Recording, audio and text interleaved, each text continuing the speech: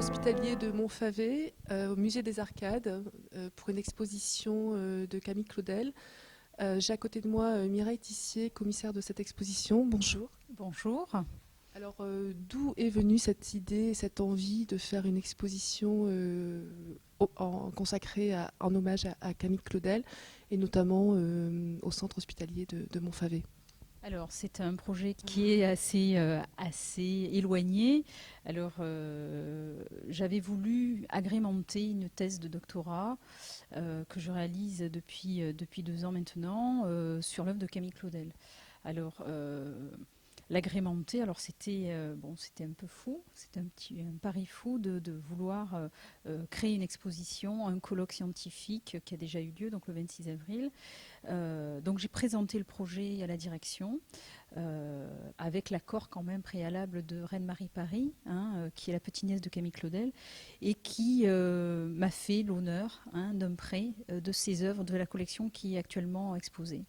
Voilà, donc en présentant le projet à M. Stabler, le directeur du centre hospitalier de Montfavet, qui a accepté d'ouvrir les portes du musée et de rentrer dans cette belle aventure que cette exposition. Voilà d'où est issu le projet. Voilà. Alors c'est un hommage posthume à cet artiste, puisque effectivement l'on sait, si vous pouviez préciser par rapport à cela, Camille Claudel est restée de nombreuses années dans ce centre. Est-ce que vous pouvez préciser, s'il vous plaît? Alors, effectivement, c'est un hommage dans ce lieu. Effectivement, Camille Claudel y est restée 29 ans.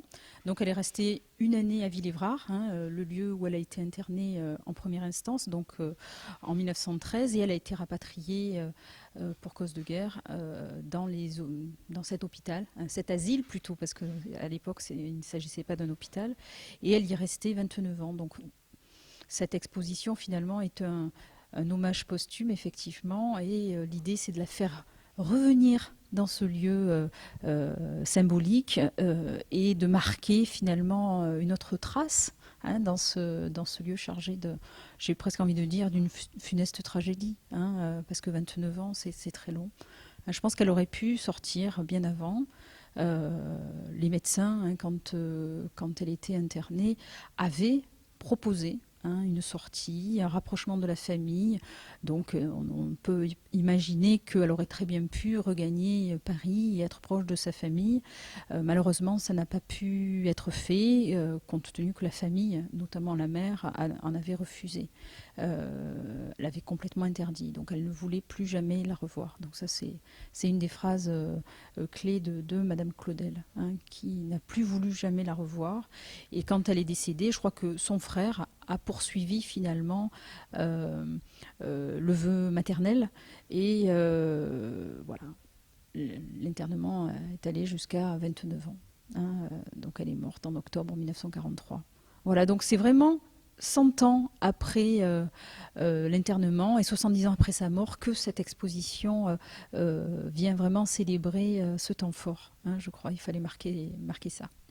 Alors, est-ce que ça vient, l'appellation de la grâce à l'exil, est-ce que c'est un résumé peut-être de sa vie, Camille Claudel? Tout à fait. Alors c'est vrai que la grâce vient symboliser toute cette période parisienne, cette création dont on a ici un, un exemple. Je crois que malheureusement, on n'a pas pu exposer toutes les œuvres, mais voilà, je crois que la vie parisienne de Camille a été l'occasion pour elle de connaître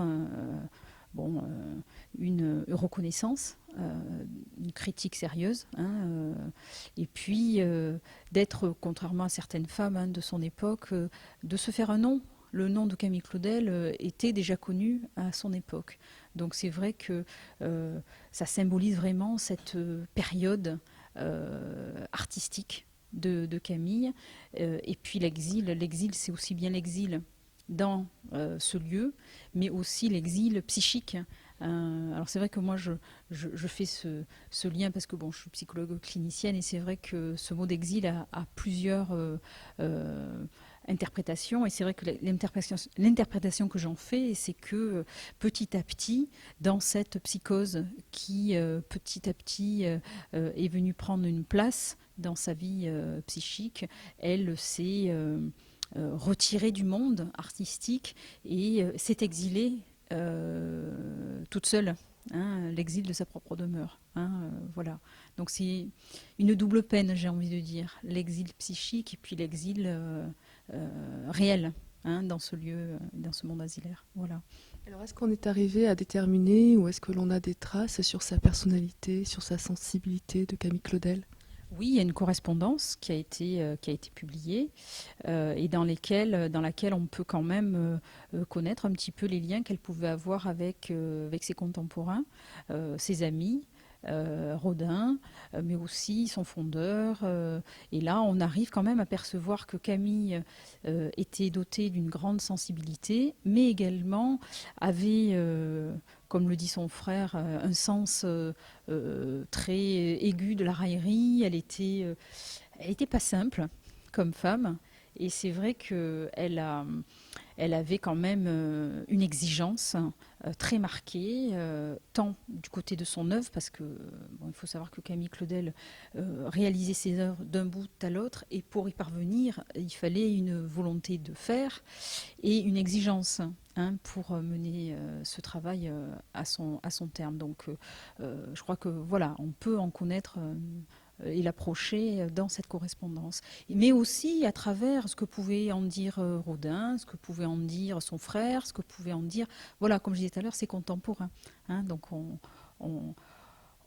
a mis beaucoup de temps à regrouper toute cette correspondance, mais maintenant que voilà, beaucoup de travail a été fait, et c'est vrai qu'on Camille Claudel n'est plus une inconnue, hein, comme elle a pu l'être, hein, à une période de sa vie.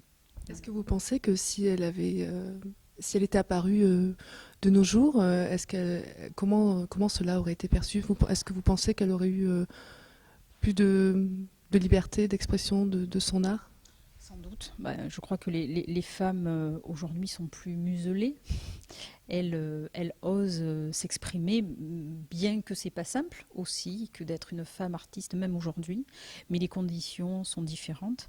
Par contre, ce qu'il faut retenir, c'est que Camille n'a pas du tout avancé dans une cause féministe. Hein, donc, elle voulait faire entendre qu'elle pouvait sculpter comme un homme, avec talent et génie, mais par contre, c'était pour sa cause personnelle, c'était pas pour la cause des femmes. Hein, et si on devait la ramener dans notre monde contemporain, je dirais que oui, elle aurait été reconnue autrement. Hein, je pense que ça aurait été beaucoup plus simple pour elle. Hein, que d'être effacée derrière un génie, celui de Rodin, d'être effacée derrière un frère qui était connu aussi pour des œuvres littéraires. Donc voilà, je crois que elle a, elle a souffert, je crois, de ces ombres charismatiques, mais en même temps, je crois que l'époque n'était pas favorable. Et aujourd'hui, c'est beaucoup plus simple. Hein. Voilà ce que je pourrais en dire, hein, des femmes, de la condition des femmes d'aujourd'hui qui sont artistes, osent s'engager, osent construire, osent réaliser des œuvres et parviennent à les montrer autrement qu'avant. Hein, voilà. Merci Mireille Tissier. Merci beaucoup. Au revoir.